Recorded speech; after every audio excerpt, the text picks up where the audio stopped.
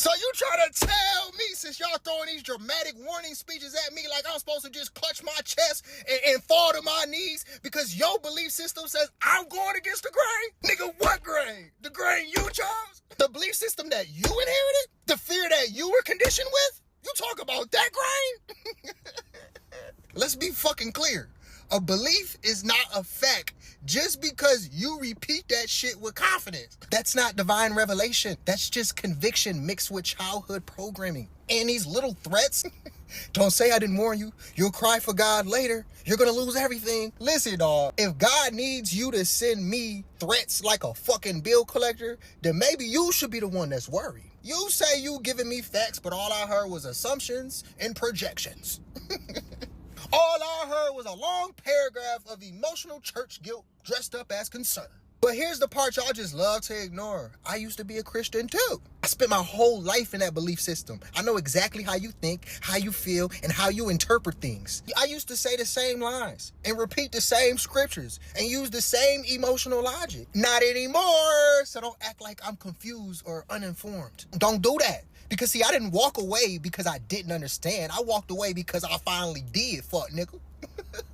But here's where it really gets interesting, because when you speak on your beliefs, it's just the truth. But when I share my experience, suddenly I'm just angry, lost, rebellious, proud, searching. You know, they just use all these type of words, right? Like, why is it okay for you to share your beliefs, even the extreme ones? But then when somebody like me come out and share my experiences, it's a problem. I'm confused. Why is your testimony holy and mine is dangerous? Because it's not backed by billions of people? Or it's not backed by the word of God? Why is your opinion sacred, but mine is bullshit? I don't have to search for no God. I'm not angry at your God. I don't have to hide from anything. Listen, beautiful people, I had real spiritual awakenings, and not the kind that came from a fucking pulpit. We're not talking about a kind that fits into a Bible verse, because that's the only framework that you've been given. I already been there before. That shit passed me. I found God within. And that's what scares people. That's what makes people uncomfortable. Once you find that divine inside, you can't be manipulated by threats that you're going to hell or promises that you can go to heaven. And let's be real, church people didn't meet God. They met a strong emotional moment. Their brain attached God's name to it, and the community validated it. Beautiful. That's neurology, not revelation. So, with love, please just keep your scriptures, your threats, your warnings, and your emotional manipulation. I don't need it. It doesn't do anything for somebody like me who surpassed that shit. It just reminds me to never go back. And guess what? They don't like that. Hey, fool boy! They don't like that. Fool boy, oh, shit! You're wasting your precious time going back and forth with a religious person, and let me tell you why. Their religion isn't just beliefs. It's their fear management system. It's their identity. It's their structure. It's their emotional security blanket. So when you're debating someone like that, you're not just debating a person, you're debating their belief system. You got to realize this: when you're challenging somebody's beliefs, right, you're basically threatening their life. And it triggers them. It's like fight or flight. So they're not responding to your point. They're responding to their fear. You can make the clearest, most logical argument ever, but it doesn't matter because fear doesn't listen to logic. Put it like this, man. If somebody is conditioned to believe instead of explore, they're not using their mind. They're using their memory. So they're talking scriptures that they memorized. They're talking sermons that they heard as a kid. They're talking about what their mother or their father told them. You are talking to inherited fear. So what happens is there's no curiosity. There's no openness. There's no room for new information. Beliefs replace thinking. You got to realize you're free. They're not. That's why it never lines up. You're speaking from an inner experience or awakening. They're speaking from rules, commandments, expectations. Your awareness is fluid. Their belief is fixed. You've already passed the level that they're fighting to protect. So arguing with somebody in an old programming is like trying to convince your old self. Like you're speaking from a chapter that they just haven't reached yet. Understand this: truth is loud to people who are ready, but truth is threatening to people who aren't. So when somebody is religious, they don't hear your ideals. You want to know what they hear? They hear you're losing your connection to God. You're going to hell, right? So That's terrifying to them. They're gonna end up shutting down, attacking, or deflecting.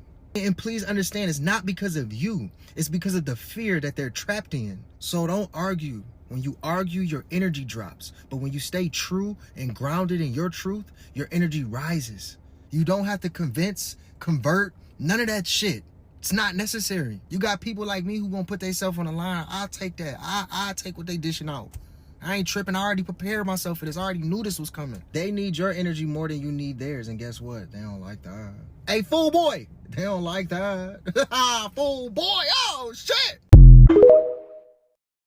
All white people are not German. All white people are not French. All white people are not Italian. All white people are not British. In the same respect, all black people on this planet are not African. The black people in America are indigenous to America. This is how they seek to displace black people, is by rewriting the story, writing that we're from Africa. This is how they displace the black people, the promised people of the promised land in America. If black people in America was from any other place, they would have deported us long ago. If black people in America was from Africa, I would be broadcasting this from Africa, because they would have created ICE 200 years ago and deported each and every one of us. So my people, stop letting them rewrite it in your mind, because they can't change what is true. What is true is true, that this is the chosen land and we are the chosen people. But remember, my people, that you are not from Africa.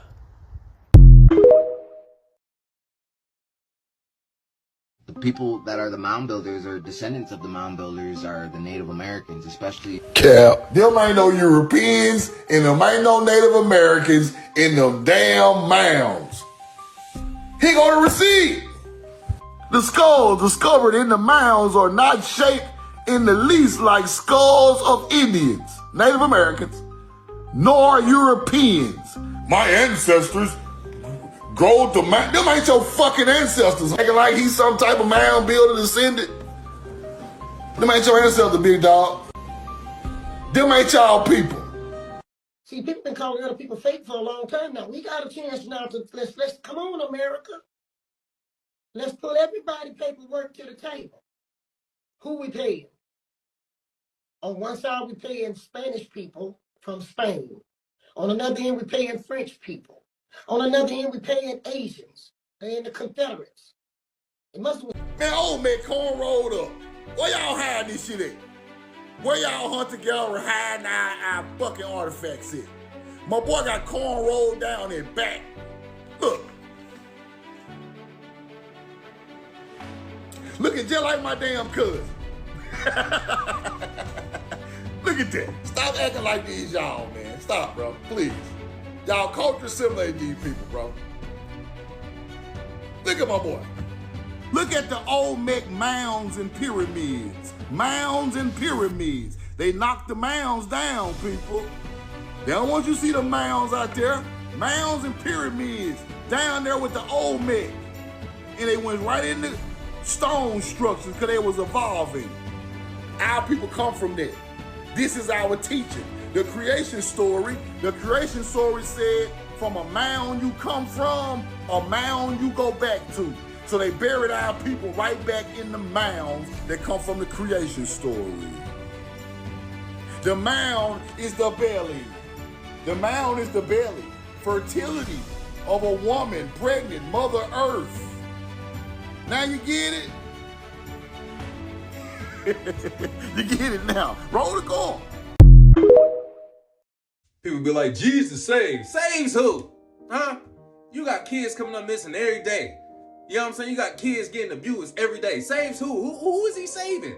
You got people getting framed by police.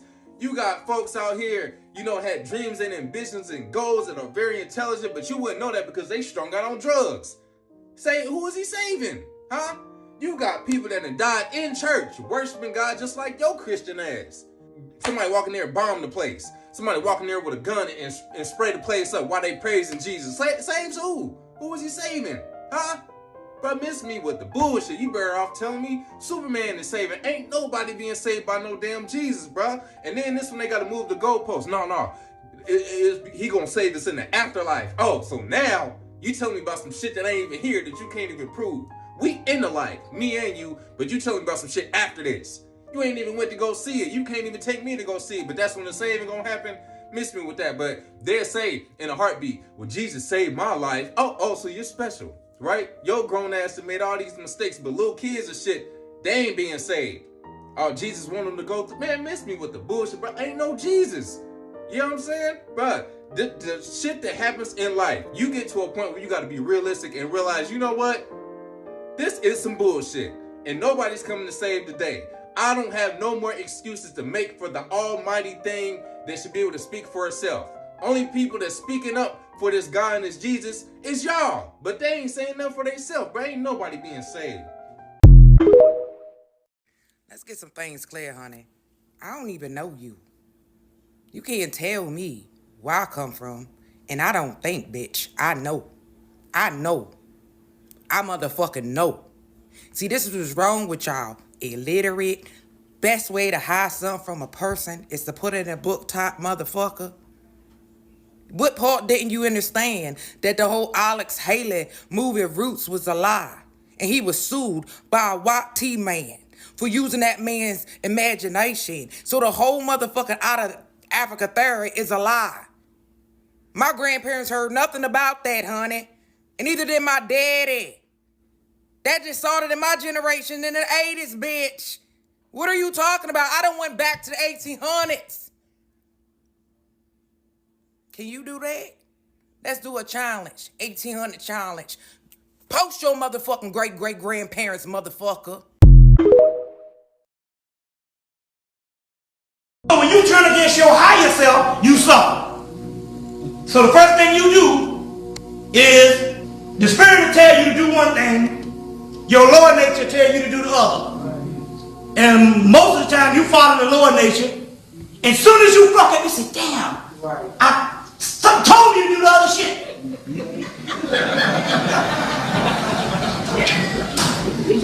You didn't know, you thinking it's a thought.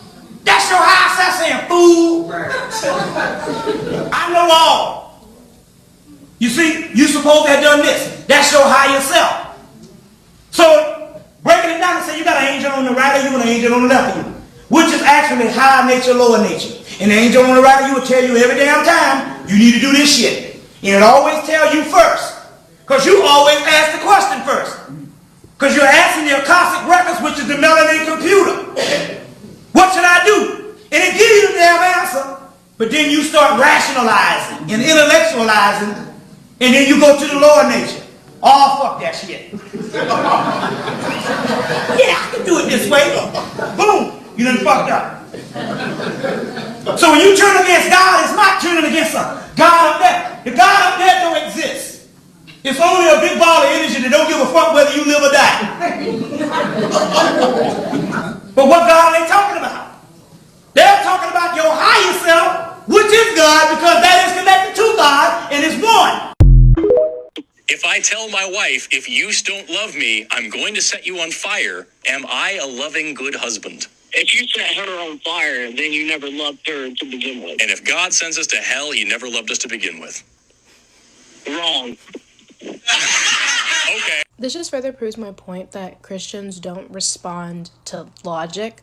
Even when you dumb it down to a kindergarten level, they still will look at you and be like, well, that's incorrect. Let's pretend for a second that God is real, okay? If we stopped looking at him as a God and started looking at him as a human, we would notice how fucked up some of the shit is that he's done. Just like that example. If in the case of it being a human, it's not love, but in the case of it being God, it's love, something isn't adding up. Because he's a god, he gets like a free pass to be a horrible individual to literally everyone that he claims to love. And we're all supposed to just sit there like, I love you.